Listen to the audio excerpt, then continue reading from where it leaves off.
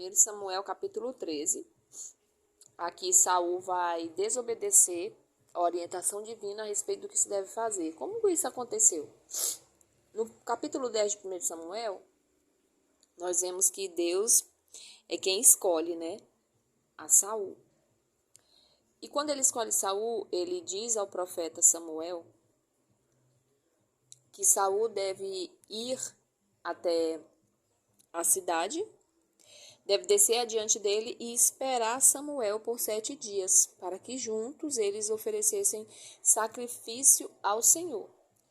Então, aqui no capítulo 13, nós vemos que Saul espera 7 dias. A Bíblia não fala que horário do dia foi que ele sacrificou, mas a Bíblia diz aqui no versículo 8, que ele esperou 7 dias, segundo o prazo determinado por Samuel, só que Samuel não apareceu.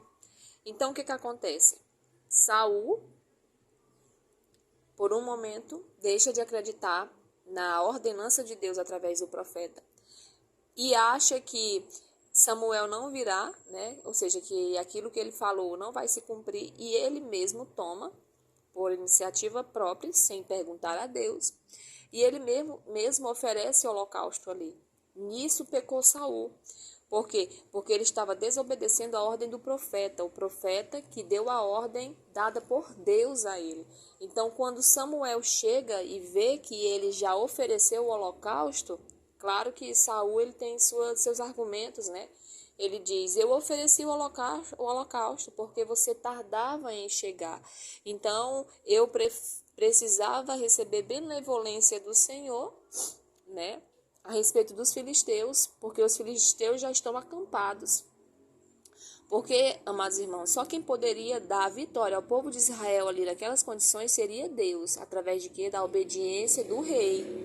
Porque o povo de Israel, eles não tinham uma faca, eles não tinham uma espada, nada amolados, porque eles desciam até os filisteus para poder amolar suas ferramentas.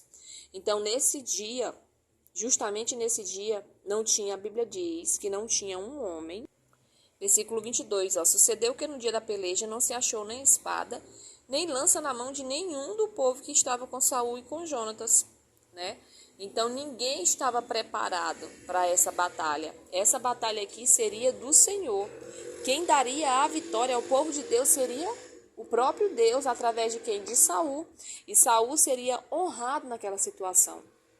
E eu pensando aqui, imaginando quantas vezes nós também perdemos a honra de sermos honrados por Deus, porque nós nos apressamos, não esperamos o tempo de Deus, achamos que aquilo que Ele falou não vai acontecer.